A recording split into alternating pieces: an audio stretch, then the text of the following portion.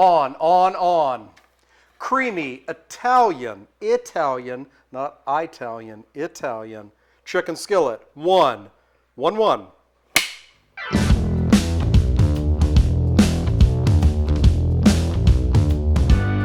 Greetings and welcome back to the Galley of the Sun. Today, another in our Wide World of Foods series. Today we're making creamy Italian chicken skillet.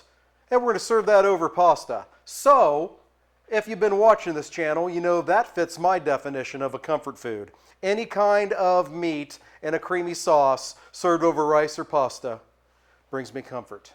So that's what we're going to do. So what I have here is between 2 and 3 pounds of chicken breast. Now, what we got was cut already for stir fry. You can do it with whole chicken breasts if you wish, but I think this way is better. Makes it a little bit difficult to get all the sides browned, because there's more surface area, but the other side of it is you don't have giant chicken boobs to serve people, right?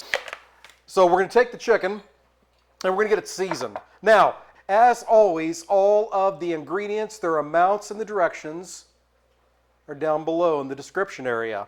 I'm going to take some Italian seasoning, oregano, onion powder, and some red pepper flakes.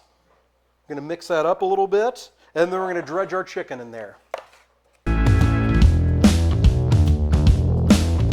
You don't need to season them heavy, especially if you have them cut up like this.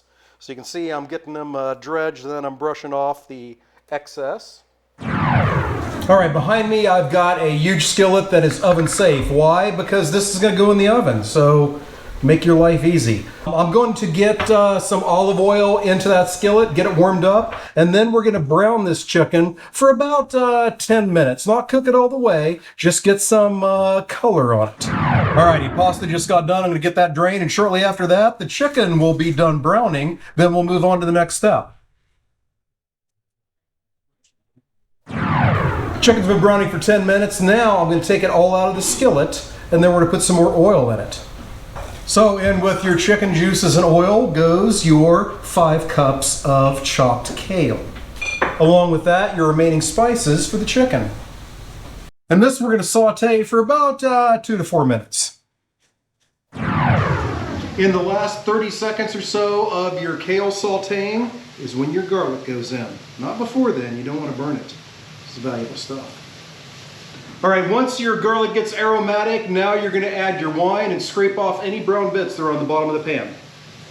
Once you're satisfied your bits are scraped, in goes your tomato and your cream cheese, and we're going to mix it until the cream cheese is well incorporated.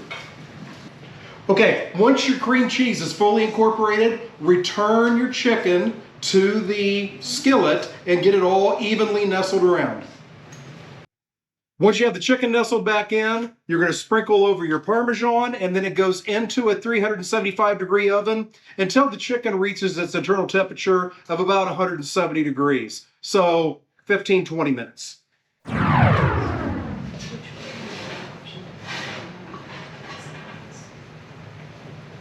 Alrighty, our skillet is done. Last thing to do is to get some fresh basil on top of it. Nope, too much steam.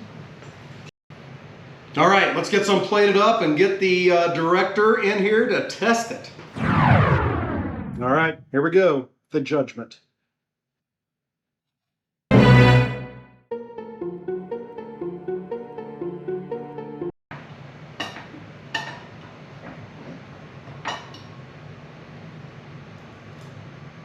It's probably hot, I'm guessing.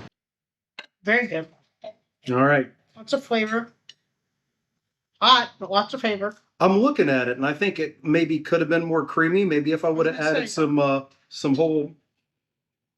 whipping cream. Yeah, some whipping cream, a little bit more cream cheese, a little bit more sauce to it, because once you put it on the pasta, it's a little dry. But the chicken is very good. All right. So there you go. If you want it more creamy, add some more cream cheese or some cream. Some sour cream, which I may do. We're going to do that. But anyway, hey, thank you so much for joining us. Until we see you next time. Fair winds and following seas.